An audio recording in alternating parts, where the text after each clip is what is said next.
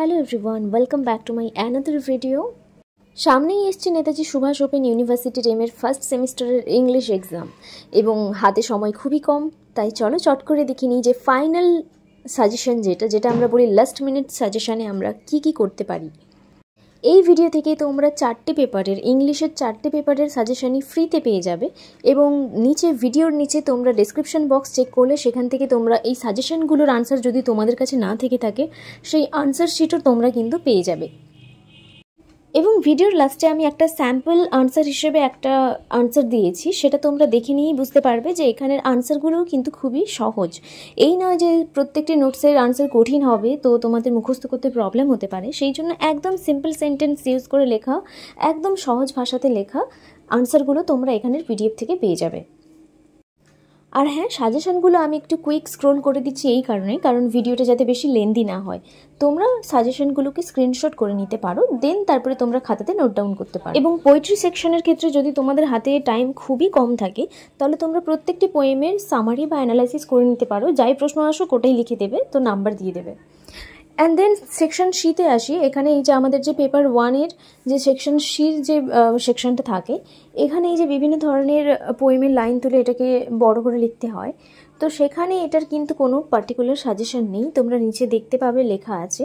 তো এটা একটা সাজেস্টেড লিস্ট, কিন্তু এখান থেকেই যে আসবে তার কোনো মানে নেই।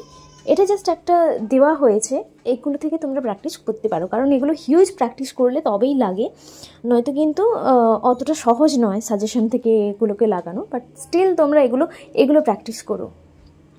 চলে এলাম পেপার 2-এর সাজেশানে। পেপার 2-এর সাজেশনগুলো দেখে নাও। পেপার 2 হচ্ছে গ্রামার সেকশনের ওপরে টোটাল থাকে এবং এটা একটু টাফ তুলনামূলক।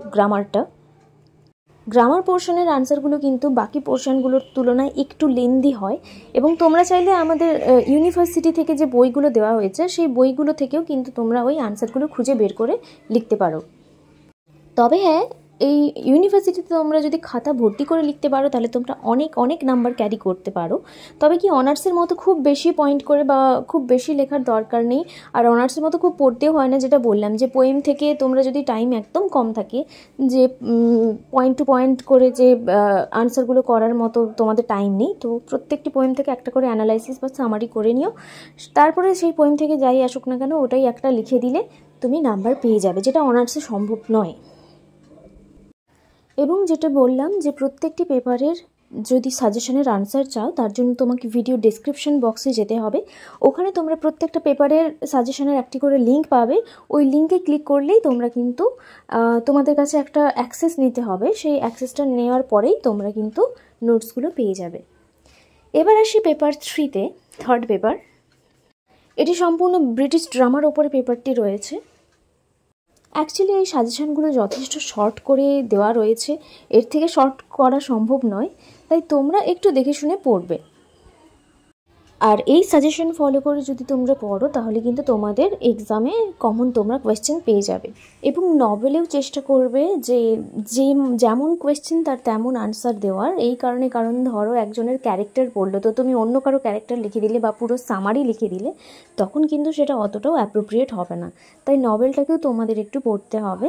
নভেলের কোয়েশ্চেনগুলো যেরকম থাকে যেইটা চেয়েছে কোয়েশ্চেনে সেটারই যেন আনসার হয়।